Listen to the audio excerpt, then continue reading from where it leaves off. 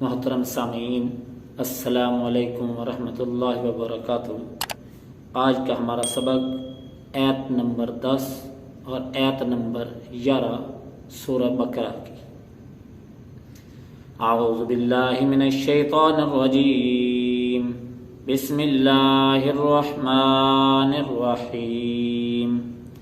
فی قلوبہم مرض فزادہم اللہ مرضا وَلَهُمْ عَذَابٌ أَلِيمٌ بِمَا كَانُوا يَكْذِبُونَ وَإِذَا قِيلَ لَهُمْ لَا تُفْسِدُوا فِي الْأَرْضِ قَالُوا إِنَّمَا نَحْنُ مُصْلِحُونَ أَلَا إِنَّهُمُ الْمُفْسِدُونَ وَلَكِنْ لَا يَشْعُرُونَ۔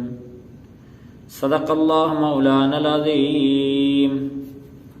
ترجمہ ان آیات کا یہ ہے، ان کے دلوں میں مرض ہے، اللہ نے بڑھا دیا ان کے مرض کو، اور ان کے لیے دردناک عذاب ہے ان کے جھوٹ بولنے کی وجہ سے۔ اور جب کہا جاتا ہے ان کو نہ فساد پھیلاؤ زمین میں، تو کہتے ہیں ہم تو اصلاح کرنے والے ہیں، سنو یقیناً وہ فسادی ہیں لیکن وہ شعور نہیں رکھتے۔ سب سے پہلی بات تو یہ کہ فرمایا ان کے دلوں میں مرض ہے۔ مرض سے مراد دلوں کے اندر نفاق اور دین اسلام سے نفرت اور مسلمانوں سے حسد اور عناد، یہ مرض ان کے اندر پہلے سے موجود تھے۔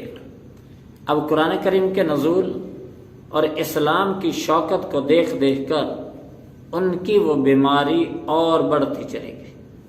حق تعالی شانہ نے اپنے پیغمبر صلی اللہ علیہ وسلم کی مدد کر کے اور منافقوں کی دشمنی اور عداوت کو سارے لوگوں کے سامنے ظاہر کر کے ان کے مرض کو اور زیادہ بڑھا دیا۔ مرض کسے کہتے ہیں؟ مرض کہتے ہیں جو بدن کو لاحق ہو کر، بدن کو لگ کر اس کو حد اعتدال سے نکالتے، اسے کہتے ہیں مرض۔ کیونکہ یہ کفر، عناد، حسد، بغض، یہ مرض رفتہ رفتہ انسان کو کمزور اور ضعیف کر کے ہلاکت کے گڑھے تک پہنچا دیتا۔ اس لیے ان چیزوں کو مجازن مرض کہا جاتا ہے، اور حقیقی مرض کیا ہوتا ہے؟ جو جسم کو لگ جائے اور اس کی جو قوت مدافعت ہے اس کو کم کرتے کرتے کرتے ہلاکت کے گڑھے تک لے جائے، اس کو مرض کہا جاتا ہے۔ امام ربانی شیخ مجدد الافسانی رحمہ اللہ تعالی فرماتے ہیں کہ کفر اور کافروں کے ساتھ حق تعالی شانوں کو ذاتی عداوت ہے، اور غیر اللہ کی عبادت کرنے والے حق تعالی شانوں کے بذات دشمن ہیں۔ اسی وجہ سے ان کا عذاب یہ دائمی ہے اور ان کی مغفرت ناممکن ہے، اس لیے کہ رحمت صفات افعال میں سے ہے، اللہ کے ذاتی افعال میں سے ہے، اور ذاتی غضب اور ذاتی عداوت کے مقتضا کو ہرگز نہیں بدل سکتی۔ امام بزار اور امام بہقی شعب الایمان میں حضرت عبداللہ ابن عمر رضی اللہ تعالیٰ عنہ سے روایت کرتے ہیں کہ نبی کریم صلی اللہ علیہ وسلم نے ارشاد فرمایا کہ مہر لگانے والا فرشتہ عرش کا پایا پکڑے کھڑا رہتا ہے جب کوئی شخص اللہ کے حکم کی بے حرمتی کرتا ہے اور کھلم کھلا اس کی نافرمانیوں میں مبتلا ہو جاتا ہے اور اللہ کے مقابلہ میں گستاخ اور دلیر ہو جاتا ہے، تو حق تعالی شانوں اس کے دل پر مہر لگانے والے فرشتے کو حکم دیتے ہیں، اور وہ فوراً اس گستاخ اور بے باک کے دل پر مہر لگا دیتا ہے، جس کے بعد وہ آدمی حق کو قبول نہیں کر سکتا۔ فرمایا ان کے لیے دردناک عذاب ہے ان کے جھوٹ بولنے کی وجہ سے۔ یہ جھوٹ کیا بولتے ہیں؟ جھوٹ کیا بولتے تھے؟ جھوٹ یہ کفر کا، نفاق، بغض اور اناد کی وجہ سے غلط بیان نہیں کرتے تھے۔ جھوٹ کوئی اچھی چیز نہیں ہے، یہ بہت بڑی بیماری ہے۔ حضرت عبداللہ بن عمر رضی اللہ تعالیٰ عنہ نبی کریم صلی اللہ علیہ وسلم سے نقل کرتے ہیں کہ آپ صلی اللہ علیہ وسلم نے ارشاد فرمایا کہ جب آدمی جھوٹ بولتا ہے تو اس کے جھوٹ کی بدبو کی وجہ سے فرشتہ 1 میل دور تک چلا جاتا ہے۔ یہ حدیث ترمذی شریف کے اندر موجود ہے۔ اور حضرت جابر رضی اللہ تعالی عنہ ایک سفر میں نبی کریم صلی اللہ علیہ وسلم کے ساتھ تھے، یک ایک بدبو اٹھی۔ آپ صلی اللہ علیہ وسلم نے ارشاد فرمایا، جانتے ہو یہ کیسی بدبو ہے؟ پھر فرمایا، یہ بدبو ان لوگوں کے منہ سے آ رہی ہے جو اس وقت مسلمانوں کی غیبت کر رہے، یعنی منافقین۔ اور یہ حدیث مسند احمد کے اندر موجود ہے۔ یعنی جھوٹ یہ بھی ایک بہت بڑا گناہ اور نفرت کے قابل، اور غیبت یہ بھی ایک بہت بڑا گناہ اور یہ نفرت کے قابل۔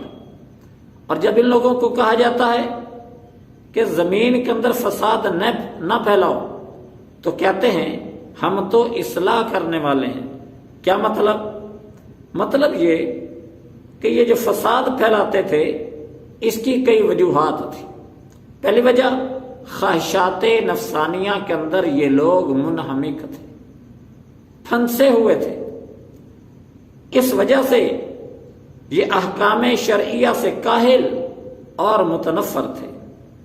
دوسری وجہ، مسلمانوں اور کافروں دونوں کے پاس آتے جاتے تھے اور اپنی قدر و منزلت دونوں طرف بنانا چاہتے تھے۔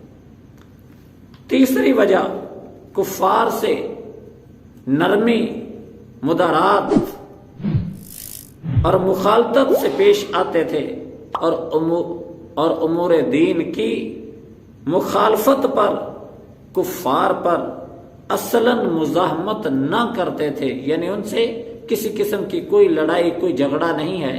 لڑائی اور جھگڑا ہے تو وہ مسلمانوں سے، کافروں سے کسی قسم کا کوئی لڑائی اور جھگڑا نہیں ہے۔ یہ وجوہات تھی ان کی فساد پھیلانے کی۔ اس وجہ سے یہ دین کو چھوڑ کر ان کے ساتھ، کافروں کے ساتھ ملے ہوئے تھے۔ اوپر سے کلمہ پڑھ کر ایمان کا اظہار کرتے تھے، لیکن دل کے ساتھ مسلمانوں کی نفرت کرتے تھے اور کافروں کے ساتھ محبت اور نرمی کے ساتھ یہ لوگ پیش آتے تھے۔ حق تعالی شان اس لیے فرماتے ہیں، سنو یقیناً یہی لوگ فسادی ہیں لیکن ان کو شعور نہیں ہے۔